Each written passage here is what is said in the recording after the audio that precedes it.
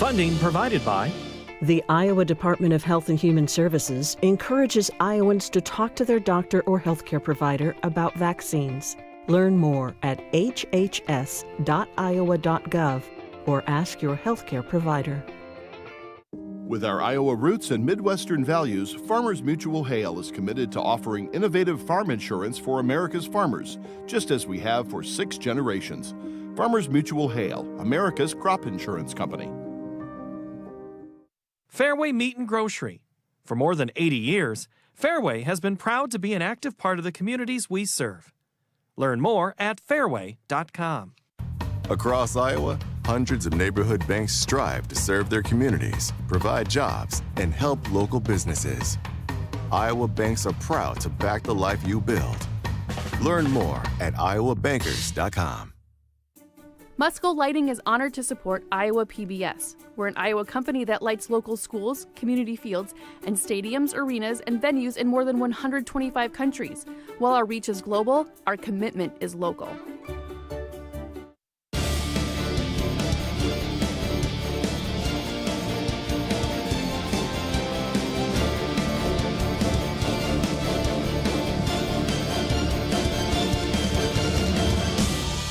Greetings from Iowa's capital city. Welcome to another highly anticipated year of Iowa PBS coverage of the Iowa High School Girls Athletic Association Basketball Championships from downtown Des Moines. Oh, we are just getting started. Hello, everybody. I'm Paul Yeager here from the perch at Wells Fargo Arena, getting ready to tip off 2 days as we broadcast and stream coverage of all the pomp and circumstance. And lest we forget, we do have 5 classes of basketball, and they're all championship games. Tonight, we have a doubleheader. We're going to see 2 first. One is 5A. That's coming up at 6. Then 3A. That's at 8. We'll crown a champion there. Tomorrow's tripleheader, a 4A, 2A, 1A. That begins with our pregame coverage at 2 o'clock. But let's not get too far of ourselves, because we need to take a look back at how tonight's teams made it to the state tournament. It's pretty fun to see when they play in the semifinals. They were great games. We'll start off early with Dowling Catholic. The Maroons looking to get back into their 11th title game. Sam Powell, he's back with the tournament, his first for Waukee Northwest. Early on, it's Ava Zedeker, and the player headed to Creighton in Omaha. She hits a nice play for the future Big East player. Then take a look at this one. The jumper, Muller gets the board, back out to Zedeker, hits the 3 from there. Makes it look easy for Waukee Northwest. Romy Crowett backs down, bumps through the traffic, gets it in for the layup.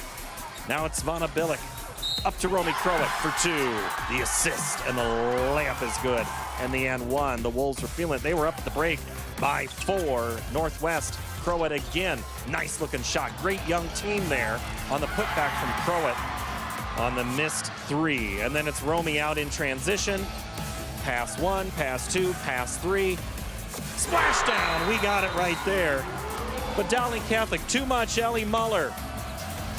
Especially when she can do the 15-footer. Sweet looking shot, you can hear the swish from up here.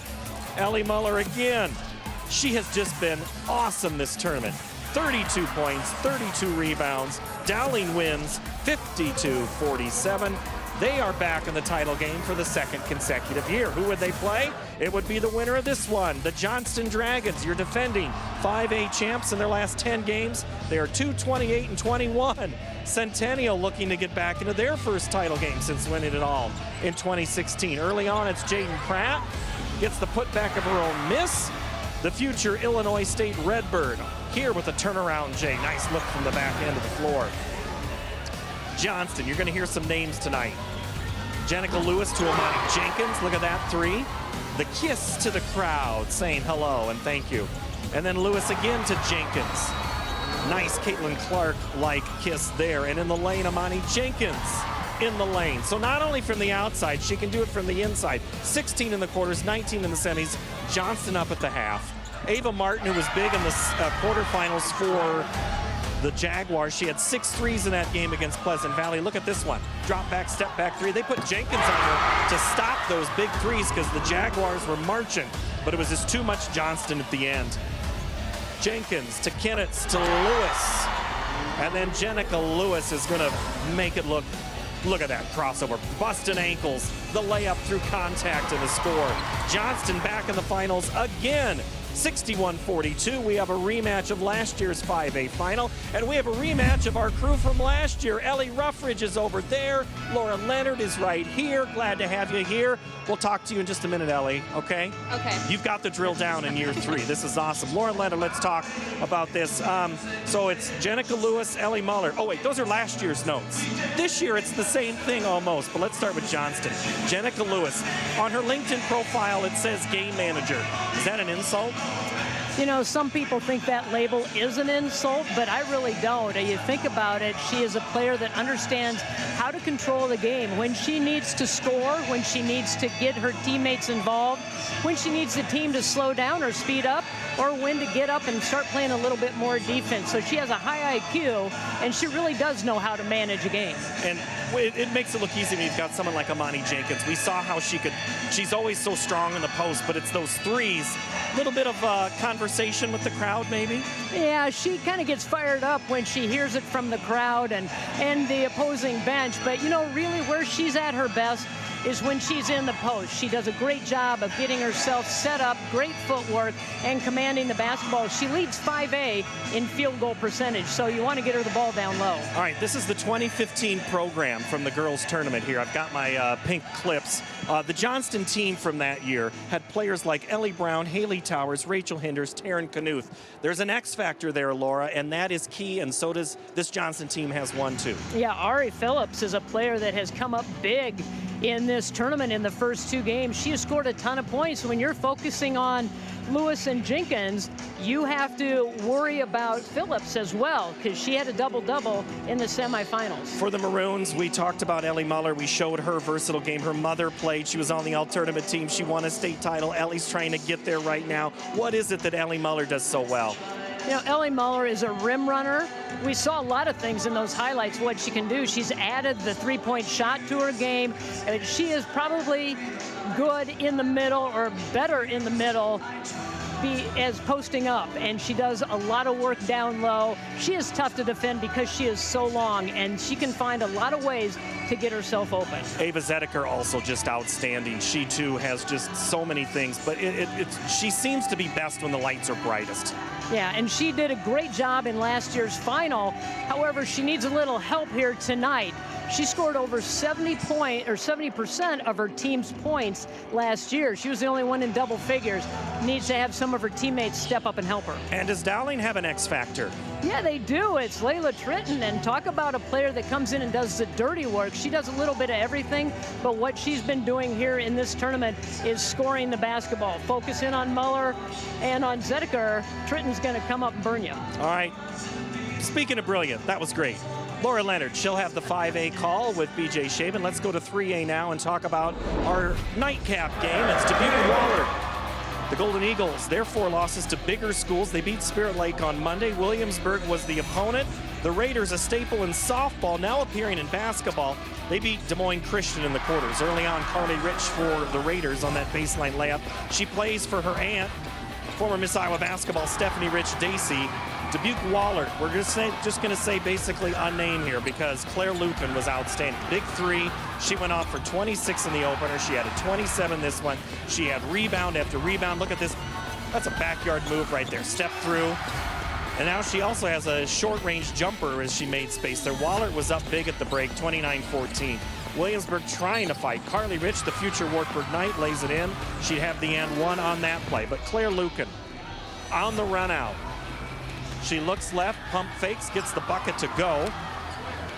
And now we're going to have the steal and the putback for 2. And now there's going to be the inbound coming from Ruth Tober, who had 6 assists, by the way. She gets another 3. Wahlert goes on. They're in their title game with a 52-34 win. They would play the winner of Mount Vernon and Esterville Lincoln Central. The Mustangs rolled in the quarters, 75-19 over West Marshall. Esterville Lincoln Central, well, they're looking to get back in the finals after winning over their conference foe, Cherokee, in the quarters. Early on, it's Kara Schlitz to Riley Yeager on the assist for the layup, and then it's Stokes out in front to Riley Yeager. Good softball players there as well, and a good crossover. Here's Taylor Frank on the drive-in layup. And now it's going to be Chloe Meester Gets the inbounds pass, gets it to curl around the rim and good. She had 14 boards in this game. Mount Vernon up at the half, 17-14. Low-scoring game. Haley Stokes trying to get going with a short jumper there. She would finish with 15. Then the kick and shoot. Frank on the collect and score. Taylor Frank now up to Sydney Huber. Here comes Sydney. What a cut. That is how it's done. Courtney Frank collects the rebound, puts it back up. And now Frank's going to go coast to coast. She would finish with 7 points. Lowest offensive output of the season for Mount Vernon. It doesn't matter. They win by a point, 35-34. And that is how we get to our 3A finalists. Ellie Ruffridge is with us. She'll have the call on that one. So let's start with Mount Vernon. They have had success, Ellie. They've won the state volleyball tournament this season. They have had very good success in other sports. But with this basketball team full of athletes, they have 4 that are in double figures.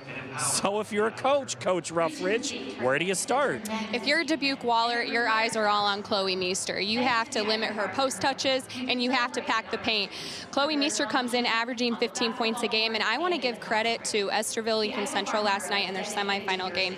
They limited to Chloe Meester to only taking 5 shot attempts and only getting 6 points right there. However, they have to be aware of Chloe Meester attacking the boards. She ended last night's game with 14 boards.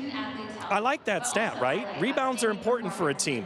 It's about contributors. We mentioned the 4 in double figures and all the things they do. Anybody else you want to clean up and mention on this squad? Do you want me to go down the list? Keep going down the list. Okay, let me start with freshman phenom, Savannah Wright, Sav they call her. She had a freshman debut here on Monday night. She contributed to 23 points, but you also have Sydney Huber, Evansville commit. She can knock down a 3. And then you have the Frank sisters, who are Spitfires. They can get up and go, run the court, facilitate the ball. So you name whatever girl, they're going to contribute tonight.